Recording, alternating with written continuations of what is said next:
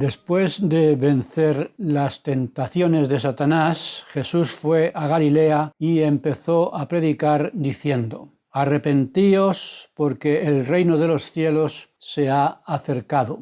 Y andando junto al mar de Galilea, vio a los hermanos Simón, Pedro y Andrés, que estaban echando la red en el mar, y les dijo: «Venid en pos de mí, y os haré pescadores de hombres». Y ellos, dejando al instante las redes, le siguieron. Después vio a los hermanos Santiago y a Juan, que estaban en la barca con su padre Zebedeo remendando las redes, y Jesús los llamó, y ellos, dejando al instante la barca y a su padre, siguieron a Jesús. Pedro, Andrés, Santiago y Juan ya eran discípulos de Jesús. El Señor los estaba llamando ahora a dejar sus trabajos y a seguirle en sus viajes y en su ministerio. Desde ese momento serían pescadores de hombres. Jesús tenía ya a 4 discípulos que le seguían constantemente. Y recorrió Jesús toda Galilea enseñando el evangelio del reino en las sinagogas y sanando de toda enfermedad a cuantos creían en su nombre. Y le seguía mucha gente de Galilea, de Decápolis, de Jerusalén, de Judea y del otro lado del Jordán. Y viendo que le seguía una gran multitud, Jesús subió al monte y se sentó. Y cuando se acercaron a él sus discípulos, empezó a enseñar el Sermón del Monte, que muchos consideran el sermón más poderoso que se ha dado en este mundo. Algunos eruditos llaman a este sermón el Sinaí del Nuevo Testamento. Sería impresionante escuchar a Jesús hablar con suficiente potencia de voz para que le oyera aquella gran multitud, formada por los recién llamados 12 apóstoles, por un gran grupo de sus discípulos y por una gran cantidad de seguidores que habían venido de toda Judea, de Jerusalén y de la costa de Tiro y de Sidón, para oírle y para que los sanara de sus enfermedades. El Sermón del Monte empieza con las bienaventuranzas. La palabra bienaventurados es la traducción del adjetivo griego makarios, que significa felices y dichosos.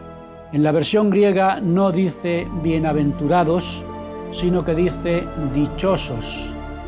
Por tanto, el Señor enseña con las bienaventuranzas lo que tenemos que hacer para ser felices y dichosos. Y el Señor empieza diciendo: «Dichosos los pobres en espíritu, porque de ellos es el reino de los cielos». ¿De qué manera son dichosos y felices los pobres en espíritu? En el libro de Mormón tenemos la repetición del Sermón del Monte con algunos añadidos que nos ayudan a responder esta pregunta. En esta repetición del Sermón del Monte, el Señor dijo a los nefitas lo siguiente: «Dichosos los pobres en espíritu que vienen a mí, porque de ellos es el reino de los cielos». La dicha y la felicidad están no en ser pobres en espíritu, sino en venir a Cristo para que nos ayude a corregir esa pobreza y mejorar o enriquecer nuestra espiritualidad. De esa manera nos hacemos merecedores de entrar en el reino de los cielos. Es lo mismo que encontramos en la segunda bienaventuranza. Dichosos los que lloran, porque ellos serán consolados. Pero la felicidad obviamente no está en llorar, sino en recibir consuelo. Por eso aquí habría que añadir lo mismo que en la primera bienaventuranza. Dichosos los que lloran y vienen a mí, porque ellos recibirán consuelo. En esta repetición del Sermón del Monte que hizo el Señor resucitado a los nefitas, las bienaventuranzas empiezan con una introducción que se aplica a todas ellas. El Señor, después de llamar a 12 discípulos y darles el poder y la autoridad que necesitaban para ejercer su ministerio, dijo a la multitud: «Bienaventurados seréis si prestáis atención a las palabras de estos 12. A ellos les he dado poder para que os bauticen en el agua, y después yo os bautizaré con fuego y con el Espíritu Santo. Por tanto, bienaventurados sois si creéis en mí y os bautizáis». Por tanto, el Señor nos dice que seremos felices si creemos en Cristo y venimos a Él, y también si creemos en los apóstoles y nos bautizamos en agua y con el Espíritu Santo para la remisión de nuestros pecados. Y estas palabras se aplican a los pobres en espíritu, a los que lloran, a los mansos, a los que tienen hambre y sed de rectitud, a los misericordiosos, a los de corazón puro, a los pacificadores y a los que sufran persecución por vivir rectamente. A todos ellos les dice el Señor: gozaos y alegraos, porque vuestro galardón será grande en los cielos. El Sermón del Monte contiene las normas para la perfección. Empieza con las bienaventuranzas, que nos muestran el camino que lleva a la felicidad, y continúa con lo que se requiere de quienes quieran ser verdaderos discípulos de Cristo. Y en este camino hacia la perfección, el Señor empieza diciendo: «Vosotros sois la sal de la tierra». Y añade que si la sal pierde su sabor, no sirve para nada, sino para que la pisen y la desechen. La sal sirve para dar sabor a los alimentos y para conservarlos. Esa cualidad de la sal, de dar sabor y preservar de la corrupción, se convertía en la ley de Moisés en símbolo de la firmeza y sinceridad en los pactos que hacemos con Dios. Decía así la ley: «Sazonarás con sal toda ofrenda que presentes, y no harás que falte jamás de tu ofrenda la sal del pacto de tu Dios. En toda ofrenda tuya ofrecerás sal». En la senda de los convenios no puede faltar esa sal que hace firme nuestra relación con lo divino. Cuando el Señor nos está diciendo que seamos la sal de la tierra, nos está pidiendo que mostremos con nuestra forma de vivir que hemos hecho un pacto o convenio con Dios y que debemos ayudar al mundo a verse libre de la corrupción. La sal no pierde su sabor con el paso del tiempo, lo pierde cuando se contamina. De la misma manera, cuando nosotros vivimos a la manera del mundo, nos contaminamos y perdemos el sabor o la influencia benefactora que Dios espera de quienes forman parte del pueblo del convenio. Y si el Señor nos pide que seamos la sal de la tierra, nos manda también que seamos la luz del mundo, diciendo: «Vosotros sois la luz del mundo». No se enciende una luz y se pone debajo del almud, sino sobre el candelero, para que alumbre a todos los que están en casa. Las casas de la época de Jesús consistían en una sola estancia. Sobre una piedra que sobresalía de la pared se colocaba la lámpara. Desde ese lugar la luz de la lámpara alumbraba a todos los de la casa. El almud era una medida de áridos hecha de tierra cocida. Este almud se usaba para apagar la lámpara o para esconderla. Y el Señor añadió a esta enseñanza: Así alumbre vuestra luz delante de los hombres, para que vean vuestras buenas obras y glorifiquen a vuestro Padre que está en los cielos. En sus palabras a los nefitas, el Señor dio la siguiente interpretación: Alzad pues vuestra luz para que brille ante el mundo. He aquí, yo soy la luz que debéis sostener en alto, aquello que me habéis visto hacer. Nosotros debemos hacer que nuestra luz resplandezca, no para glorificarnos a nosotros mismos, sino a nuestro Padre que está en los cielos, no para atraer la atención sobre nosotros, sino sobre el Salvador. A partir de este momento, Jesús empieza a hablar de la ley de Moisés. Jesús dijo sobre la ley: no he venido para abrogar la ley o los profetas, no he venido para abrogar, sino para cumplir. Sobre este punto dijo el Señor a los nefitas: las cosas antiguas han pasado y todas las cosas se han vuelto nuevas. Y añadió: se ha cumplido la ley que se dio a Moisés. Yo soy quien dio la ley. Por tanto, la ley se cumple en mí y tiene fin.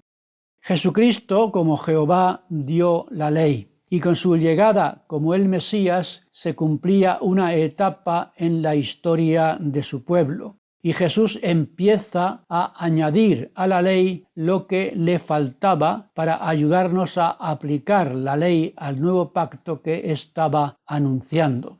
Jesús da más importancia a la práctica que a la simple predicación.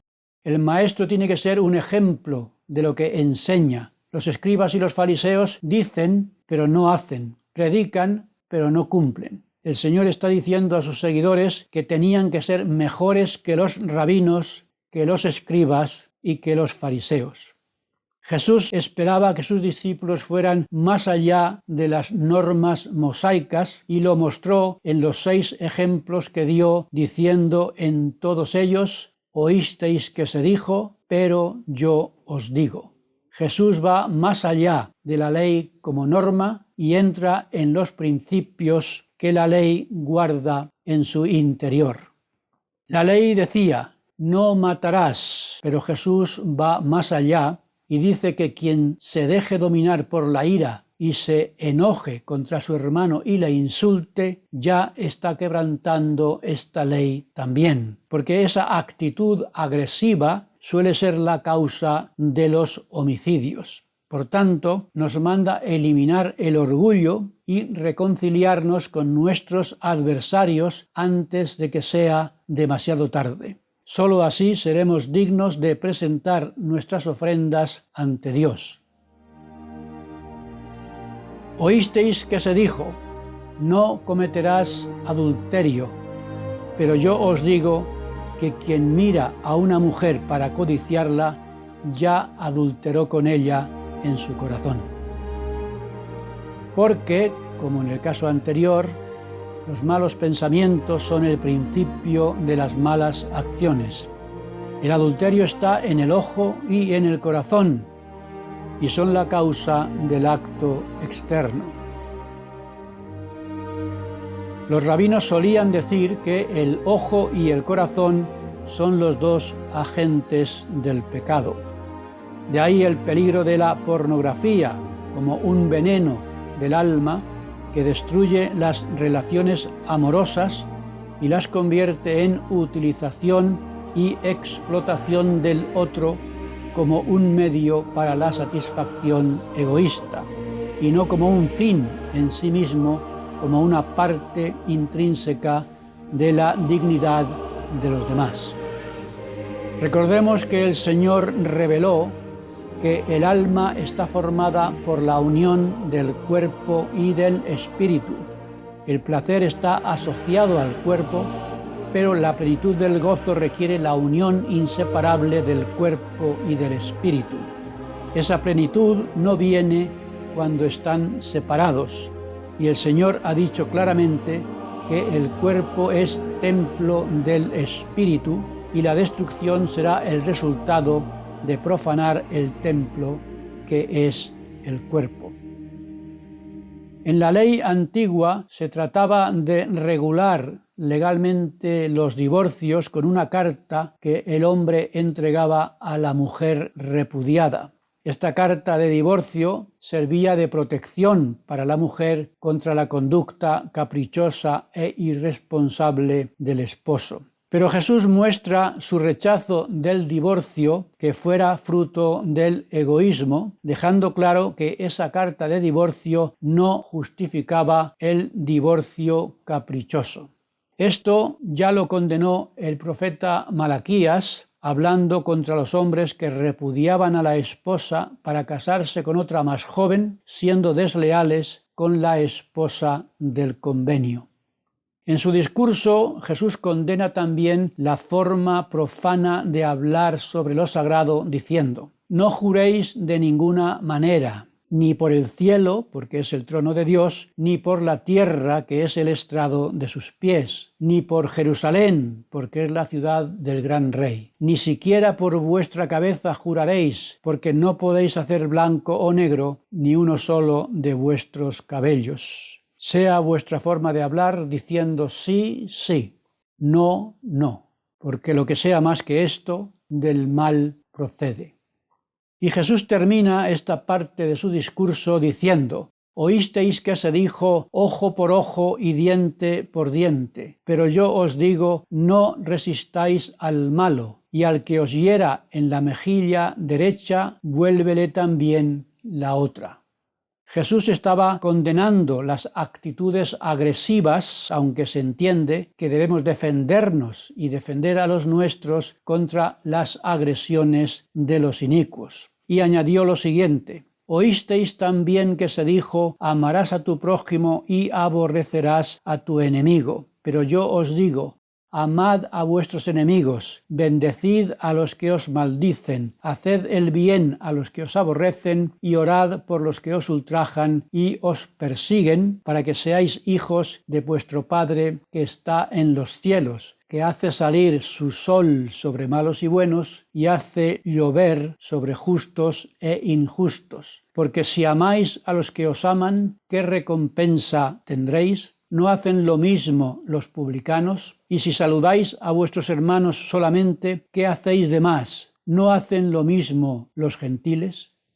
La frase «amarás a tu prójimo y aborrecerás a tu enemigo» no se encuentra en la ley de Moisés. En el Levítico se dice: «No te vengarás ni guardarás rencor a los hijos de tu pueblo, sino que amarás a tu prójimo como a ti mismo». Y tampoco está en el Talmud esta frase de amar al prójimo y aborrecer al enemigo. Quizá fuera una enseñanza de los esenios que Jesús estaba rechazando, porque los judíos llegaron a considerar como su prójimo solo a los de su pueblo, pero aborrecían a los samaritanos porque eran medio judíos a pesar de que vivían entre ellos.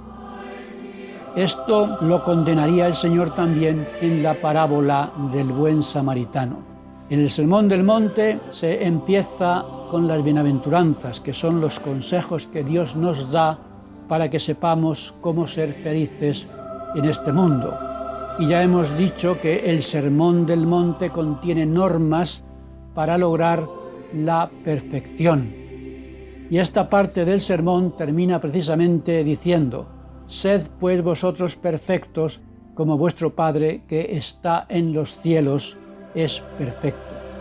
Y el desafío suele ser cómo hacer posibles ambas cosas: ser felices mientras nos esforzamos por ser perfectos en un mundo caído.